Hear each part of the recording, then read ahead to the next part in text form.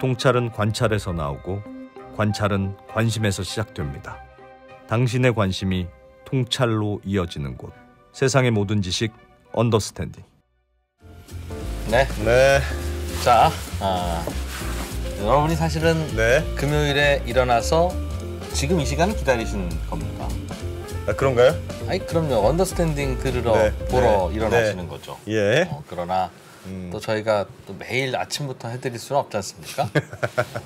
예. 기다리시느라고 고생 많으셨습니다. 네. 기다리시다 보니까 이제 퇴근길 라이브 같은 것도 들으셔야 되고 어려움이 많으시죠? 금요일 저녁을 진짜 이거를 보시는 분들은 진짜 우리를 좋아하시는 분들인 것 같아요. 예. 이렇게 날씨 좋은 금요일 저녁에 이 자리에 모여 있는 여러분들은 언더스탠딩과 함께하다니 참 독특한 분들이다. 에이 참. 네. 고맙습니다. 감사합니다. 늘 감사하게 생각하고 있습니다. 예. 오늘은 그래서 정말 금요일 저녁을 아깝지 않은 시간으로 보내기 위해서. 네, 오늘은 식량 이야기. 식량 중에서도 식물의 식량 이야기. 비료. 아하. 비료. 난 진짜 비료에 대해서 별 관심이 그동안 없었던 것 같은데.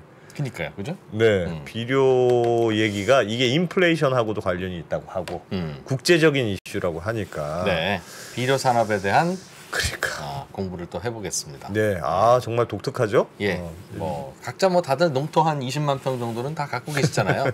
네, 그러니까 비료도 좀 아셔야 됩니다, 사실. 그럼요. 네. 자, 미래에셋증권의 서병수 연구위원이 저희 대신 공부 잔뜩 해가지고 오셨어요. 네, 한 달에 한 번씩 연구위원님 항상 저한테 전화 주세요. 제가 준비가 됐습니다.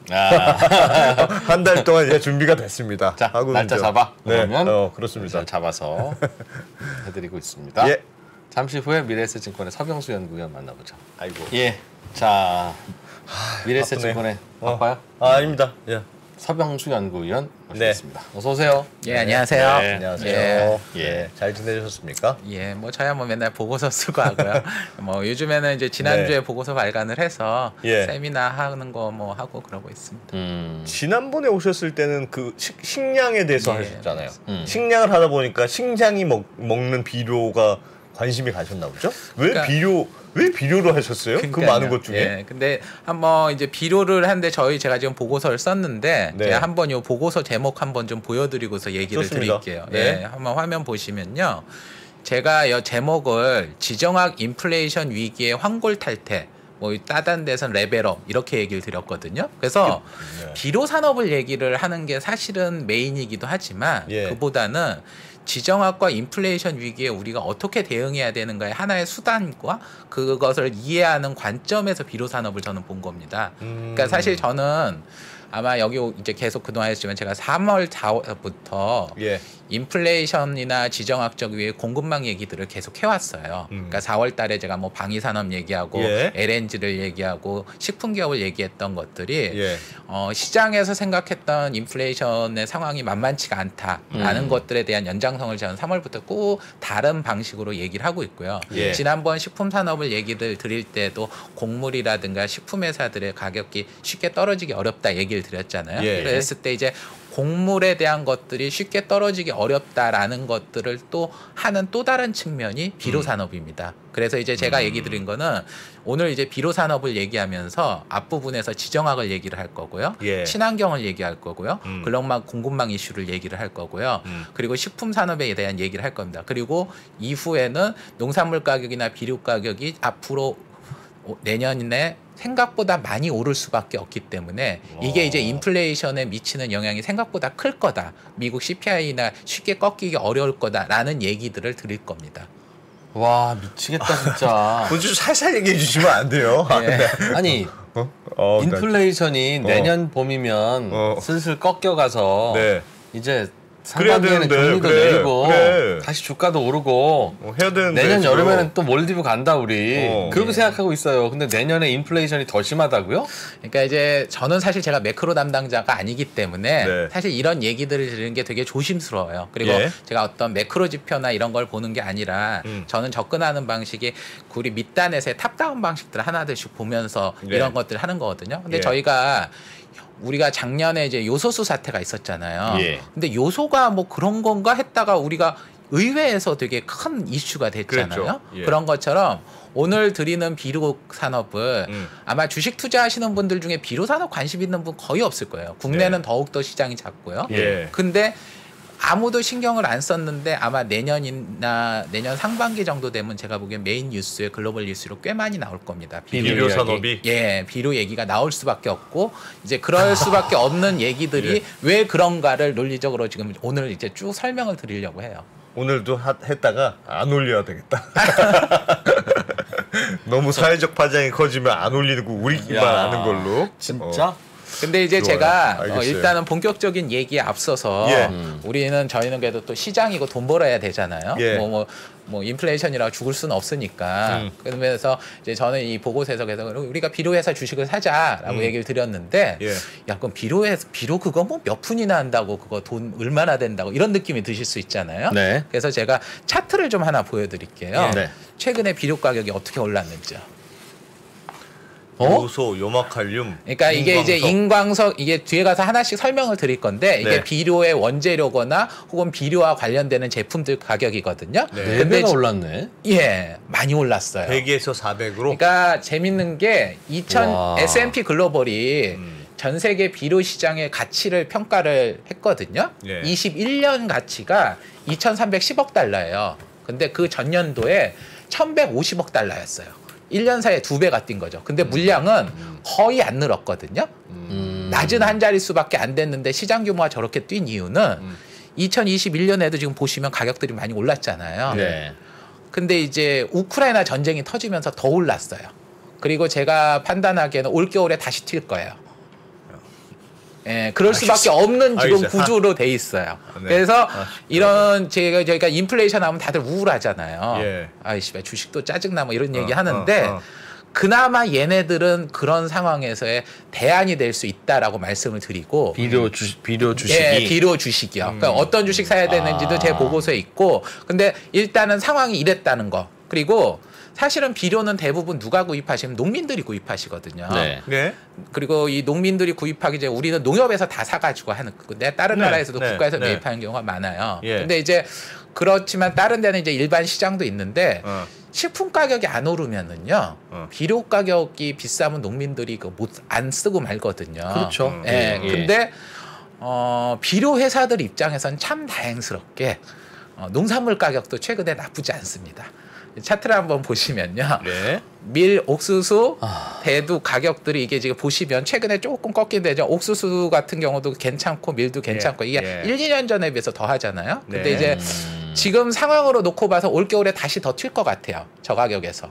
그러니까 지금 농민들이 비료 가격이 올라도 지불할 수 있는 여력이 커져서 더 많이 지불할 겁니다. 그것도 이제 뒤에 가서 미국이라든가 브라질의 농민들의 지금 마진이 얼마나 증가하고 이런 얘기들도 하나둘씩 드릴 거거든요. 그러니까 비료 가격이 올라가는 건 예를 들면 수급의 문제가 아니고 생산의 문제, 공급의 문제의 이슈입니까? 그러니까 전 세계 요소수처럼? 사용량은 그렇게 별로 안 늘어요. 그러니까 농지가 뭐 뻔하니까. 농지는 오히려 최근에 감소도 되고 있어요. 제 자료를 보면. 그래서 전체 비료 사용량은 60년간 연평균 1점 몇 %밖에 안 늘었거든요. 그러니까 이 시장은 물량의 증가가 중요한 게 아니라요. 가격인데 아까 말씀드렸지만 21년에 전년 대비 시장이 2배가 늘은 이유는 가격이 폭등했기 때문이고요. 그리고 21년보다 올해 가격이 또 폭등했거든요. 이럴 수밖에 없는 이유는 비료 산업이 굉장히 지역 편차가 심하고요.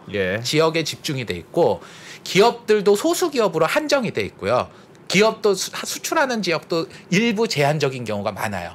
그런 상황에서 최근에 러시아 우크라이나 전쟁이나 글로벌 공급망 이슈나 이런 것들이 이 문제들을 더 악화시켜서 공급 쇼티지를 만들어내고 있어요. 그리고 이 상황이 내년 내후년에도 해결이 안 돼요. 자동차 반도체 같은 그런 겁니까? 그보다 더 심합니다. 첨단은 아닌데 그동안 사업이 재편돼서 소수의 업체들이 소수의 시장에서 만들어서 잘 공급해 왔는데 이런저런 문제가 생기니까 갑자기 공급이 잘 안 되고 가격이 폭등하는데 마침 농산물 가격이 많이 올라가니까 농민들도 그래 뭐 좀 사줄게 그럴 수 있는 수용할 수 있는 상황이 됐다. 그리고 여기서 이제 뒤에 가서 설명을 드릴 건데 비료 산업의 가장 중요한 원료가 뭘 것 같으세요? 조금 천연가스. 맞추셨습니다. 비료 산업의 가장 큰 비중이 많이 들어가는 원료가 천연가스예요. 연료다 연료? 아니 연료가 아니라 재료로요. 천연가스. 그 뒤에 가서 설명을 드릴 거예요. 네. 그래서 비료를 가스로 만들어요? 예, 가스로 만들어요. 그렇게 이해하시면 돼요. 근데 그래요? 천연가스 가격이 지금 어떻게 됐죠? 이래서 지정학 얘기를 드리는 거예요. 뭐 유럽에서는 특히 난리 났죠. 예, 그래서 유럽 공장들 다 문 닫았어요. 네. 그게 또 국제적 물량에서 굉장히 큰 비중을 차지해요. 예. 최근에 비료 시장이 2배로 늘었다고 말씀하셨어요? 그러니까 20년 대비 21년에 2배가 늘었고요. 네. 22년에는 아마 더 늘 거예요. 그런데 농민들이 쓰는 비료의 양은 그럼 거의 비슷하죠. 예. 그럼 가격만 올랐다는 뜻이죠? 예, 맞습니다. 그런데 다 비슷하게 썼다는 얘기죠? 아, 근데 지금 공급이 조금 줄은 거예요. 그러니까 이게 뭐냐면 우리한테 필수적인 물건이 있어요. 근데 이게 물량이 한 1~2%만 줄어도 우리는 이걸 꼭 써야 돼요. 그러면은 가격이 물량의 감소폭보다 가격 폭등이 더 크게 일어나는 거죠. 이런 제품이라는 거예요. 그리고 여기는 공급자도 이제 몇 년 전에 비해서 10분의 1 정도로 확 줄었고요. 생산 지역도 굉장히 제한적이에요. 거기다가 또 끔찍한 얘기는 러시아, 우크라이나가 또 여기가 많이 생산을 하고요. 중국도 걸려 있고요. 식량 안보도 걸려 있습니다. 그래서 비료의 생산량이 뭐 러시아, 우크라이나의 비료 공장이 잘 안 돌고 가스 부족 때문에 반토막이 났어요. 그래서 가격이 2배 올랐어요. 그러면 말은 되는데 그럼 곱하면 똑같잖아 시장은. 그러니까 물량은 조금만 줄어도요. 네. 가격은 그거보다 훨씬 많이 튀는 이게 산업이에요. 그러니까 저희가 우리 예를 들어서 식량 가격이 식량이 한 10%가 줄었다. 우리 5%만 줄어도 난리인데 물량이 10% 줄면 가격이 엄청 많이 뛸 거 아니에요. 그렇지. 비료가 그런 제품이라는 거예요. 반드시 필요한데 반드시. 모자라면 난리 나요. 한 5%만 줄었는데 가격은 더블이 됐구나 그러니까. 그런 셈이죠. 그리고 이제 아까 여기서 보면 비료 얘기하니까 그건 뭐 오줌이나 그런 데서 구하면 되는 거 아니에요? 라고 말씀하시는 분들 있고 실제로 옛날엔 그렇게 했어요. 근데 이제 비료를 뒤에 가서 말씀드리겠지만 합성 공장에서 만들거든요. 그 합성 비료로 인해 가지고 늘어난 식량이 지금 전체 인구의 46%를 추가 부양할 수 있을 만큼 식량이 늘었다. 그래서 지금 현재 인구의 46%는 합성 비료 때문에 먹고 살 수 있다는 거예요. 그러니까 그 전에 유기물로 오줌이라 받거나 닭똥 받거나 이래서는 그거를 감당을 못. 그 생산성이 안 나온다. 안 나와요.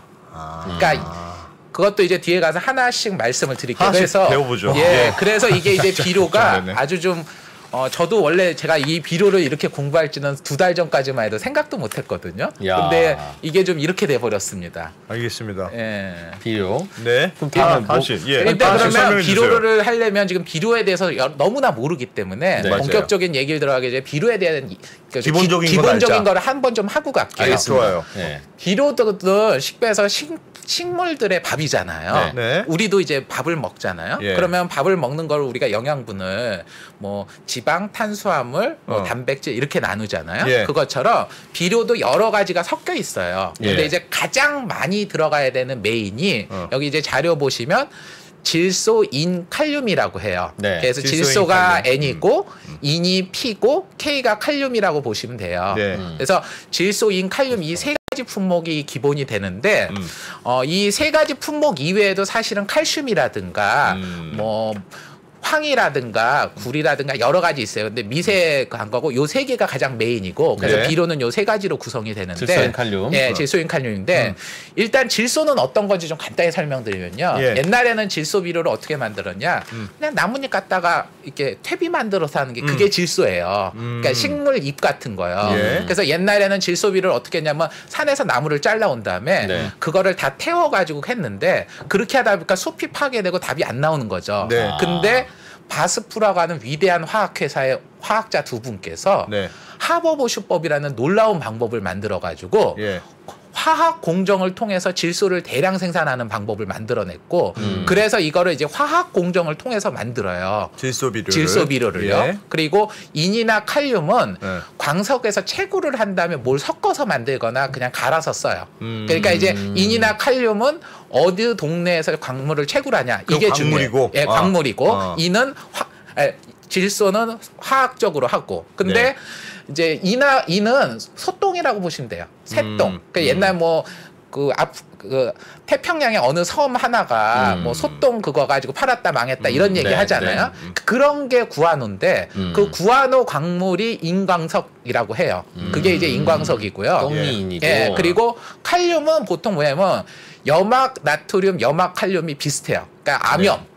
그러니까 바닷물 굳어 있는 암염 지역들 있잖아요. 거기에 염화 나트륨도 있지만은 거기에 염화 칼륨도 있고 그것들을 정제해서 칼륨을 보통 쓴다. 그래서 이제 보통 리튬이 있거나 소금 광산이 있는데 칼륨이 있다. 이렇게 보시면 돼요.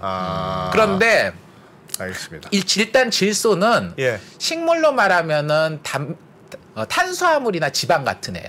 아, 중요한 건데. 그러니까 맛있는 애네, 맛있는 애. 그러니까 걔가 질소를 많이 뿌려야 식물이 쑥쑥쑥쑥 자라요.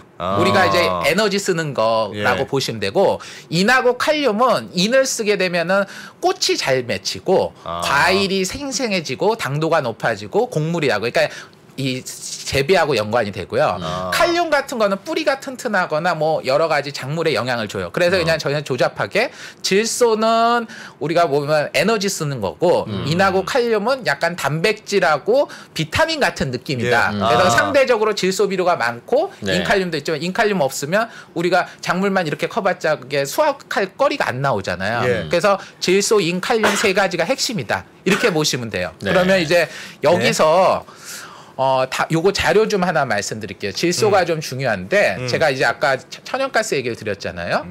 모든 질소 비료는 암모니아를 통해서 만들어져요. 그러니까 우리가 화학 공정에서 나프타를 거친 다음에 모든 화학 제품을 만드는 것처럼 만들듯이.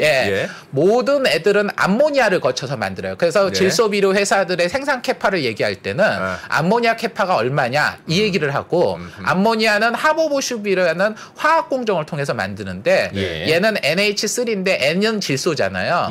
근데 이 질소는 구하기 쉬워요. 공기 중에 질소가 많아서 그걸 포집해서 약간의 작용만 해도 되기 때문에 이건 별로 원가에 중요하지 않아요. 근데 수소 공급원이 중요해요. 수소 공급. 그러니까 왜냐하면 여기 지금 NH3잖아요. 그러니까 H를 공급을 해줘야 암모니아가 만들어지는 거예요. 그래서 수소 공급원이 중요한데 이 수소 공급원의 대부분을 뭘로 쓰냐? 천연가스를 써요. 그러니까 석탄을 일부 개질하는 것도 있지만 대부분 천연가스를 써요. 그래서 하버보슈법에서 질소가스는 연료비가 그렇게 원가로 크지 않고 이게 원가가 중요하기 때문에 모든 질소 비료의 핵심 원료는 천연가스다. 이렇게 이해가 되시면 되는 거예요. 질소 비료가 제일 많이 써야 되는 건데 이거는 결국은 천연가스에서 나온다. 이렇게 보시면 되는 거죠. 그리고 그거를 암모니아를 만들면 여기 부산물로 이산화탄소가 나와요. 그러면 이 이산화탄소는 나쁜 이산화탄소가 아니라 탄산수나 맥주나 드라이 아이스에 쓰는 고순도용으로 써요. 그리고 이 암모니아를 좀 가공을 해서 여기 또 이산화탄소를 순수를 넣으면 요소가 나오고 요소질산 암모늄 뭐 이런 것들이 나와요. 그래서 저희가 이제 대충 보시면 요소라고 하는 비료가 실제 사용은 제일 많이 쓰이는 비료예요. 그리고 하버보슈법으로. 그러니까 하버보슈법으로 암모니아를 만들고 암모니아로 만드는 실제 우리가 쓰는 비료 중에 제일 많이 쓰는 건 요소예요. 요소 어디서 많이 들어보시지 않으셨어요? 요소수.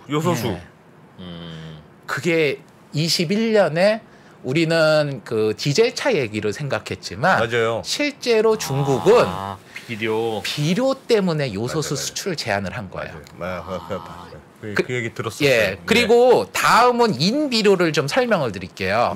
인비료는 인광석이라는 거를 갈아서 한 다음에 황산하고 섞어요. 근데 이 황산은 유황하고 물을 섞어서 만들어요. 그래서 여기는 또 황이 필요해요.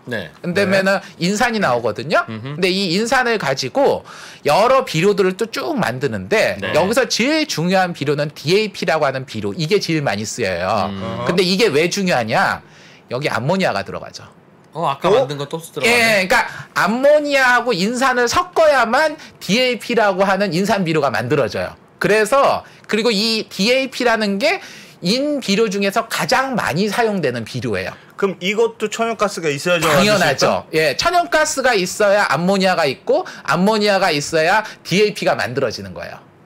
그럼 첫 번째 거, 두 번째 거 둘 다 천연가스가 필요하다. 그렇습니다. 칼륨은 그냥 광석을 갈아서 그냥 쓰는데 이게 이렇게 된다는 거죠. 그러면 이제 여기서부터 이제 얘기가 이제 하나 둘씩 이제 복잡한 얘기를 하게 되는데요. 갑자기 노드스트림 2 송유관 가스 유출 얘기가 나오죠. 예. 이제 제가 그냥 그냥 다이렉트로 지정학 얘기로 바로 갈게요. 예, 좋습니다. 비료와 지정학은 도대체 무슨 상관이냐 할 때 아까 말했잖아요. 이 천연가스가 걸려버리는 거예요. 근데 이게 천연가스가 지역마다 가격이 다르거든요. 예. 지금 전 세계에서 천연가스 가격이 제일 비싼 동네가 어딜까요? 유럽이죠. 미국보다 유럽 가격은 막 몇 배가 더 비싸요. 예. 근데 이제 그 귀한 천연가스를 지금 어디 엄한 데 쓸 수 있나요? 난방용으로 쟁겨놔야죠. 얼어 죽으니까. 예. 그렇지. 그거 쟁기느라 바빠요. 그리고 원래 러시아에서 유럽으로 그래도 천연가스가 조금씩 왔잖아요. 예.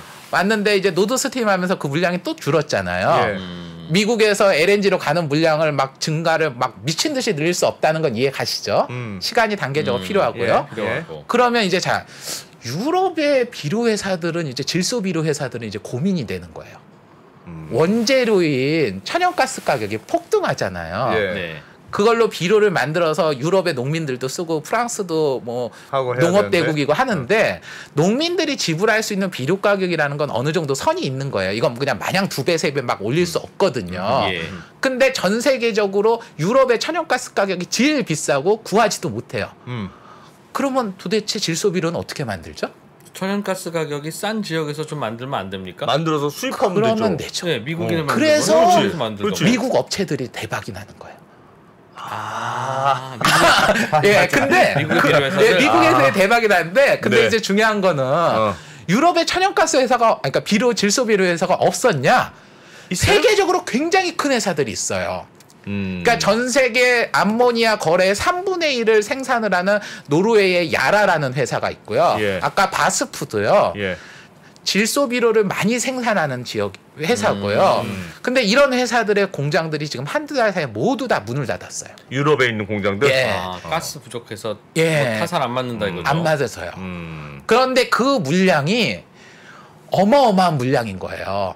그러니까 전 세계적으로 거래되는 물량이 1,700만 정도가 거래가 되는데 네. 유럽 거래 차질 생산 물량이 1,000만 톤이 넘는다는 거예요. 그럼 어디서 1,000만 톤 비료를 더 생산해야 되네요? 그러니까 전체적으로 이제 암모니아는 내부적으로 사용하고 이런 것들에서 거래 규모가 조금 적다고는 하지만 예. 실제 거래되는 물량의 거의 절반이 넘는 물량 이상이 유럽에서 원래 여기는 이제 이게 화학 공정으로 만드니까 화학 산업이 강한 예. 독일이나 이런 데들이 원래 강하거든요. 네. 근데 이제 이런 애들이 생산하고 싶어도 생산을 못하는 일이 벌어져. 근데 유럽도 농사를 져야 될 거 아니에요. 그렇죠. 자, 여기서 하나 말씀드릴게요. 비료는 언제 제일 많이 쓰일까요? 씨 뿌린 무렵에. 맞습니다. 봄에? 봄에? 네, 봄에 많이 써요. 올해는요. 우크라이나 전쟁이 2월에 터졌거든요. 예.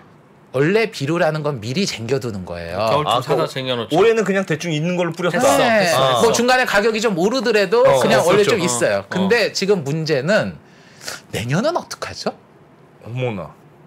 올해 천연가스 가격이 한 번이라도 싼 적이 있었나요? 없었죠. 그러면은 자, 지금 천연가스를 만드는 질소 비료를 기준으로 했을 때요. 예. 고점 대비 유럽이 많이 빠졌어요. 고점 대비는. 예. 그래서 질소 비료 가격도 고점 대비 좀 빠졌어요. 예. 근데 전년 대비 아주 안정적으로 공급되는 미국을 기준으로 했을 때도 40%가 올랐어요. 미국산 질소 비료도? 예. 다른 나라 말고. 그러니까 미국 농민들도 작년보다 40%나 비싸네 하고 비료를 안 사고 있어요. 그래서 농민들의 비료 재고 수준이 거의 최저예요. 요즘. 근데 그게 미국만의 얘기일까요? 아니에요. 다 그렇겠죠. 예를 들어서 여기서 이제 나중에 했는데 질소 비료를 가장 많이 수입하는 나라가 인도예요. 예. 인도는 화학 공장도 없고 천연가스도 없으니까요. 얘네가 그동안 국가에서 매입을 한 다음에 좀 해서 뿌렸거든요. 예. 안 사고 버텼던 거예요. 너무 비싸니까. 세상에. 근데 이제 최근에 버티다가 드디어 들어왔어요.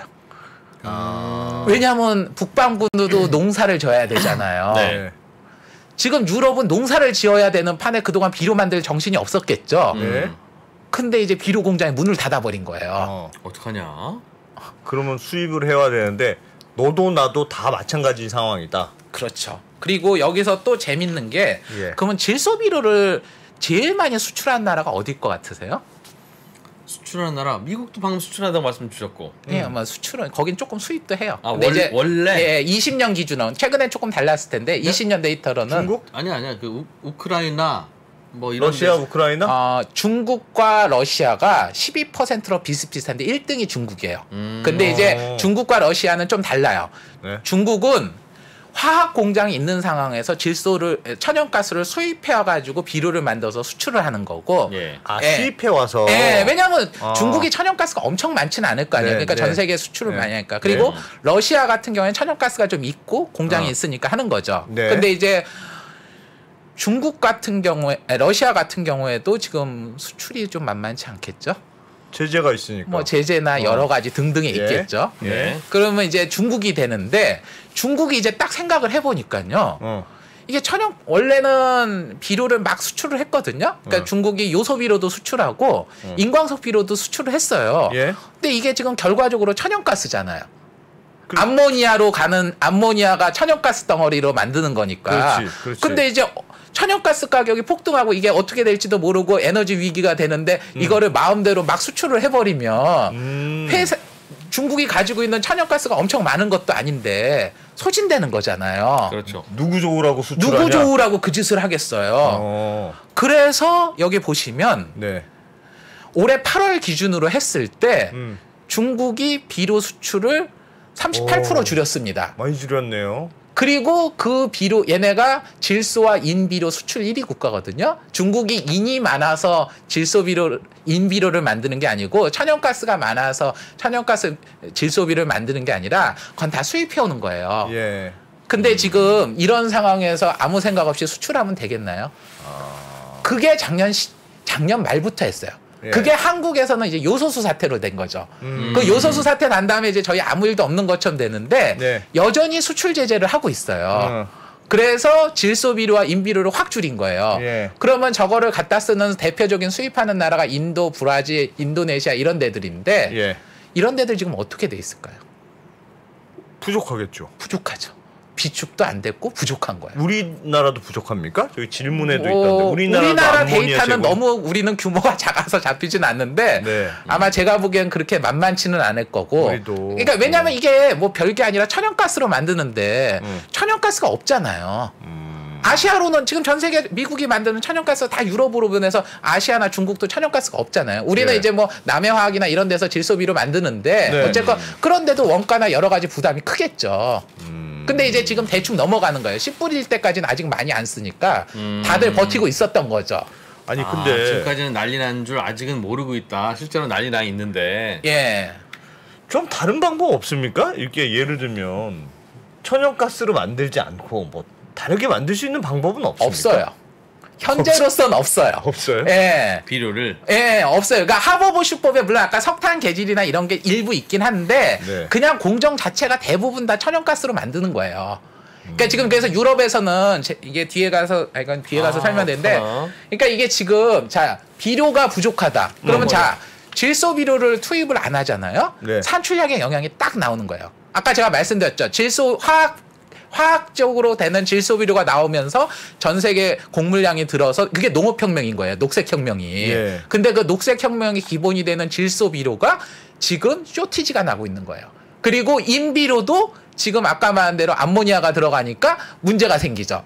그리고 또 끔찍한 얘기 하나 더 드리면 올해 사실 가격은 칼륨 비료가 더 많이 폭등했어요. 왜 칼륨 비료가 많이 폭등했냐면 칼륨은 한 4-5개 국가가 전체 수출의 75% 이상을 차지해요. 2020년 기준으로. 그런데 2개 나라가 전 세계 수출의 30%를 차지하는데 그 2개 나라 중에 하나가 러시아고 하나가 벨라루스예요. 그리고 최근 몇 년간 칼륨 비료 공장 증설을 했던 데는 러시아하고 벨라루스밖에 없어요. 20년 데이터가 30%인데 제가 알기로는 그 전에 제가 본 데이터는 40%라는 얘기가 있었거든요. 그래서 위원님 그냥 낯이 웃는 상이라 그런 거지 지금 이 소식이 기뻐서 그러신 건 아닌 거죠? 기쁘진 않죠. 너무 좋아하시는 것 같아가지고요. 그러니까 이게 지금 그래서 중국 같은 경우에 지금 어떤 일이 벌어지냐면 지정학 문제 때문에 원래 이제 비료라는 걸 생산하면 수출을 해야 되잖아요. 국가에서 수출 제한을 걸어버린 거예요. 안 된다. 그리고 이게 지금 함부로 수출할 때가 아니다. 예, 그래서 이게 지금 줄은 이유가 중국 정부의 규제 때문에 못한 거예요. 그리고 이제 이게 지금 중국은 또 무슨 생각을 하냐면요, 식량 안보를 고민해요. 그래서 중국은 다른 나라보다 식량 재고를 많이 쌓아두고 있고요. 예. 비료 재고도 많이 쌓아두고 있는데 올해 그게 더 심각해진 거예요. 그래서 지금 중국 정부가 생각하는 거는 이게 지금 요소를 해서 천연가스 나가는 뿐만이 아니라 예. 식량 안보나 비료 안보도 문제다라고 생각해서 수출을 적극적으로 막는 거죠. 지정학 이슈로. 그러면 예. 지금은 비료 가격이 올라간 게 문제가 아니고, 그러면 비료 가격이 올라간 게 걱정입니까? 아니면 비료가 쇼티지가 나서 비료가 부족해서, 비료가 부족하면 농사가 잘 안 되고, 농사가 잘 안 돼서 식량이 줄어들고. 그러니까 이제 뭐 그런 것들도 다 똑같이 다 적용이 되는 거예요. 예, 다 문제인 거예요. 그리고 이게 지금 식량과 비료가 문제가 되니까 주요 비료 생산국들이 다 수출을 제한하는 거죠. 그러면 이거 이제 비료를 생산할 수 있는 나라는 괜찮은데 없는 나라들은 어떻게 될까요? 없는 나라도 밥은 먹어야 될 거 아니에요. 식량을 재배해야죠. 그러니까 12월쯤에 자 이제 예년처럼 비료 한 2만 포대만 보내주세요라고 전화하면 올 줄 알고 있구나 지금. 여전히. 그러니까 수입을 올해는 아까 못 보내요 그러겠네. 왜 이렇게 요즘 비싸죠? 기다려보자. 다 이러고 있다는 거죠 지금. 심지어 미국 농부들도 그렇다는 거예요. 그래서 미국 농부들도 지금 비료가 역대 최저 수준의 재고 수준을 유지하고 있고요. 지금 전 세계 농부들이 그게 다 그냥 하루아침에 뚝딱뚝딱 안 된 거예요. 올해 또 작년에도 이미 비료 가격이 올라 있는 상황인데 예. 올해 더 폭등한 거예요. 질소하고 인비료는 폭등할 수밖에 없죠. 천연가스 가격. 그리고 인에서는 또 골치 아픈 게 뒤에서도 설명을 드릴까 했는데 먼저 드리면 인광석 있잖아요. 네. 전 세계 70%를 한 회사가 독점하고 있어요. 한 회사요? 어딘데요? 예, 그건 비상장사인데 모로코의 뭐 OCP 그룹인가 하는 게 있는데 예. 얘네가 최근에 가격을 계속 올리고 있어요. 혼자니까. 예. 나라도 올리지. 그거야. 그리고 아까 말한 대로 그걸 가공해서 쓰는 인산염 비료를 수출을 제일 많이 하는 나라가 중국인데 중국의 인산염 비료 자체 수출을 막는 거예요. 이게 암모니아하고 연관이 되고. 그래서 미국도 지금 이제 비료를 안보 관점에서 접근한 거예요. 그래서 미국이 올해 2차례에 거쳐서 비료 회사한테 보조금을 줬어요. 머리야. 자, 잠깐만. 위원님, 그러면 예. 원래대로는 이게 그 화학적으로 만든 비료를 쓰는 게 최선의 방법이죠. 근데 지금은 가격도 너무 뛰었어요. 그 쇼티지가 났어. 이거 부족해. 그럼 아주 아쉬운 대로 나뭇잎 좀 이렇게 하고. 아니 물 타서 좀 뿌리거나. 물 타서 뿌리고 여기도 막. 제가 사실은 보고서에서는 그 말을 안 썼는데. 어떻게 좀 대충 되지 않겠냐. 제가 그런 얘기하고 비슷한 얘기를. 스리랑카 최근 부도 사태 아시죠? 예. 스리랑카가 2019년에 이런 생각을 했어요. 정부에서 그러니까 스리랑카도 외국에서 비료를 수입을 해가지고 예. 자기네들이 좀 한 다음에 농민들한테 주거든요. 예. 달러가 아까운 거야. 그 중간에 보조금도 아깝고. 예. 그래서 2019년 초에 스리랑카가 화학 비료 사용 금지를 내렸어요. 국가에서. 친환경을 예, 그리고 유기농으로 하자. 해보자. 근데 이제 이 나라의 주요 수출 부분이 티고요. 예. 그리고 농업에서 쌀 생산이 굉장히 중요하거든요. 네. 자, 2019년 말에 어떤 일이 벌어졌을까요? 티 농사 다 망했겠지. 쌀 농사 다 망했죠. 다 기본적으로 산출량이 절반 이하로 떨어지고 물가는 어떻게 됐을까요? 일제히 폭등했죠. 예. 그렇게 차이가 많이 납니까? 예, 그렇게 차이 나요. 유기농 그거 비료를 써도 안 돼요. 도저히 안 됩니다. 그러니까 그거를 하려면 나무를 어마어마하게 많이 태우고 뭐 하고 이래야 되는 거예요. 그러니까 왜 그동안 많은 비료 회사들이 왜 이걸 화학 공정으로 만드냐는 거예요. 바보들이 아니잖아요. 그렇죠. 예. 그러니까 자기 텃밭에서는 그냥 갖다 긁었으면 돼요. 근데 그걸로 농사 못 짓다니까요. 그렇게 하면은 그냥 이제 전 세계 식량 가격은 46% 주는 걸로 보시면 되는 거예요. 지금 전 세계 식량이 46% 이상 증설된 거는 합성 질소 비료 때문이라고 제가 얘기한 게 아니라 뭐 박사 논문에 나온 게 있어요. 방송 중단. 안 돼. 나 진짜 방송 중단. 안 돼. 위원님 너무 내보내지 마. 안 돼. 안정적으로 말씀하시지 마시고 이게 혹시 다른 방법이 있을 수도 있잖아요. 이거 오늘 방송 안 돼. 이게 어떡하려고 그래. 안 돼. 식량의 문제예요. 그게 안 되면 반으로 줄어든다고. 와, 뭐 위원님 이 사실을 위원님만 알 리가 없지 않습니까? 이거는 제가 얘기하는 게 아니라요. 비료 회사들이 얘기하고 전문가들 얘기하는. 저는 그 자료들을 인용해서 설명드리는 거예요. 그러면 빨리빨리 비료 만들어야죠. 지금 뭐 하는 거예요? 지금 방송하시고 그러면 어떻게 해요? 전 비료를 만들 줄 몰라서. 빨리 비료 회사를 만들든지 지금이라도. 근데 이거는 지금 비료 회사를 만들고 싶어도 안 돼. 그러니까 유럽의 비료 회사들이 문을 다 닫았다니까요. 질소 비료가 천연가스 가격이 폭등하고 인비료가 담합해서 가격을 올리고 벨라루스에서는 지금 운송이 제대로 원래는 벨라루스가 폴란드나 이 유럽 지역으로 기차로 운송을 한 다음에 항구로 했는데 그 항구가 다 막혔어요. 그래서 지금 상반기에 전년 대비 비료 수출이 55% 감소가 됐는데 하반기에도 회복을 못 한다는 거예요. 그거 풀어주면 되겠네. 풀어주면 되잖아요. 그러니까 이제 푸틴하고 유럽하고 친하게 지내면 되죠. 근데 요즘 푸틴하고 유럽하고 친하게 지내나요? 그러니까 제가 아까 그 노드스트림 화면을 드리고 며칠 전에 제가 그저께인가 왔을 때 보니까 뭐 핵 얘기 한창 하셨잖아요. 네. 지금 이제 그런 상황이냐고요. 그리고 이제 얘기 하나 더 드리면 그러면 러시아하고 우크라이나 전쟁 끝나면 깔끔하냐? 그럼 이제 그 다음에는 이제 중국하고 미국하고 하겠죠. 그러면은 이제 중국은 대만하고 전쟁이나 위협이 되면은 미국이 예차에서 막을 수 있다고 하니까 식량이나 비료를 쌓아두겠죠. 실제로 쌓아두고 있어요. 그러면 이 생산을 하는 공장이 일부 지역에 몰려 있어요. 그거는 예를 들면 이 비료의 생산이 진짜 어려워서가 아니잖아요. 생산이 어려운 그런 건 아니잖아요. 인하고 칼륨은 특정 지역에 한정적으로 매장이 돼 있어요. 그리고 질소 비료를 기준으로 하면 지금은 천연가스 가격이 싸야 돼요. 그렇죠. 싼 지역은 미국밖에 없어요. 미국밖에 없죠. 그럼 미국에서 빨리 미국이 질소 좀 비료 생산 많이 하면 되겠네요. 되잖아요. 우리는 미국의 우방이니까. 그러니까 이제 미국이 이제 많이 생산을 해야죠. 근데 이제 많이 생산을 그래서 미국 회사들은 지금 대박이 났어요. 지금도 열심히 공장 돌리고 있어요? 그래서 제가 사실 여기 CF 인더스트리라는 회사를 언급은 안 했지만 그 회사는 지금 미국에서 전체 암모니아 캐파를 40% 담당하고 1000만 톤의 생산 캐파를 가지고 있는데 얘네는 지금 대박이 났고 주가도 여전히 좋아요. 근데 이제 걔가 혼자 다 감당할 수 없다는 거죠. 그래도 다 감당할 수가 없다. 수출 1위가 중국이었다니까요. 그러니까 우리 지금 이런 얘기 드리면 중국에서 아이폰 하는데 뭐 중국 거 안 쓰면 되지 그런 얘기하고 똑같은 얘기예요. 어떻게 안 쓸 수 있냐?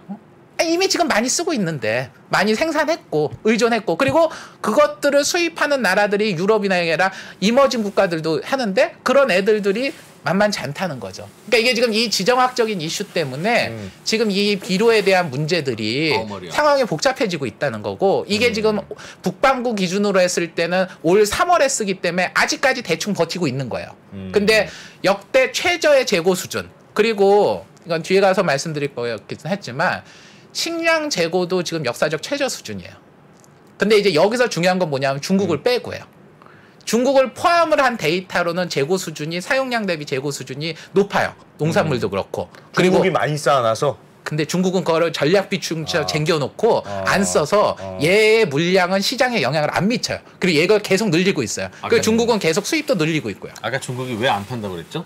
식량 안 보여. 안보로 생각하니까. 비료 안 보고요. 이게 누구 좋으라고 이걸 파냐는 거예요. 그리고 중국은 아까 말씀드렸지만 자국에서 천연가스를 생산하고 인을 생산하고 이런 게 아니니까 수입해 오잖아요. 어느 날 중국으로 가는 천연가스를 누군가 끌어버리면 그렇죠. 우리 농민들 농사지을 비료를 못 만드니 지금이라도 쌓아놓자. 그렇죠. 식량도 쌓아두고요. 그리고 원래 중국은 비료나 식량도 많이 쓰는 나라예요. 자체적으로도. 아니 근데 이렇게는 안 되냐는 거예요. 중국이 지금 생산 1위인데 비료 생산 1위 국가가 중국인데 근데 그래봐야 12%예요.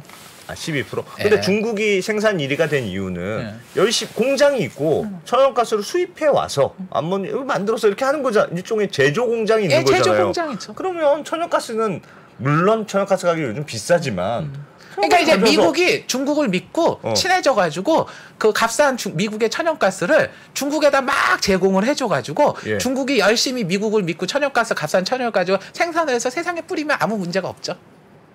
그런데 미국이 중국한테 천연가스도 안 주고.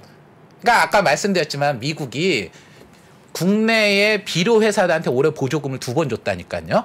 이제 비료를 지정학적인 논리로 접근하는 거예요. 지금 지정학 갈등이라는 게 유럽과 러시아의 갈등이 있고 미국과 중국의 갈등이 있잖아요. 네. 네. 그러니까 이게 부피가 크고 예. 마진이 적고 그냥 국제거래가 완만하게 될 때는 아무 문제도 없었어요. 그리고 농산물 가격이 얼마나 오르겠어요. 그럼 비료 가격 상승도 어렵고 국가에서 과점하고 이런 문제가 되는데 예. 지금 이게 다 깨진 거예요. 그러니까 지정학 갈등의 중심에 천연가스가 있고 지정학 갈등의 중심에 비료가 있는 거예요. 근데 이제 이거를 우리는 당장 소비재가 아니니까 신경을 안 쓰고 있었고 요소수에서는 뭐 디젤차 이 생각만 하고 있었는데 네. 3월이 다가오고 있다는 거죠. 3월에. 그리고 중요한 거는 유럽 공장들은 다 문을 닫았고 원래 가동을 해야 되는 애들이 공장에 문을 닫았고 러시아도 제대로 안 나오고 있고 이게 지금 우리가 닥친 현실이라는 거예요. 제가 봤을 때 잠깐 1분만 쉬었다가 작전 타임 하고 다시 방송을 시작하는 걸로. 그냥 다른 사람 하면 안 돼요? 그만하고? 저 원래 하려는 얘기 반도 아직 안 했어요. 앞에서 하도 태클을 거셔서. 이거 어떻게 이거. 아, 나 진짜. 이거 서병수 형이 잘못 아시는 걸 거야. 네. 설마. 자, 1분만 쉬었다가 돌아오겠습니다. 예. 네. 최근에 이제 매크로 경제 환경에서 가장 많이 나오는 얘기가 이제 인플레이션이죠. 이 매크로 경제라는 게 우리 일상생활에서나 아니면 투자에서나 굉장히 큰 영향을 주는 게 맞는 것 같습니다. 매크로 경제에서 가장 중요한 게 금리, 환율, 물가 이런 거거든요. 금리가 높을 때 유리한 기업이 있고 금리가 낮을 때 유리한 기업이 있을 겁니다. 환율이 높을 때 유리한 기업이 있고 환율이 낮을 때 불리한 기업이 있을 겁니다. 유불리를 논하면서 같이 그 기업에 대한 분석을 하거나 투자를 하는 게 조금 더 도움이 되지 않을까요? 상반기 최고의 베스트셀러 인플레이션에서 살아남기. 지금 서점에서 확인하세요.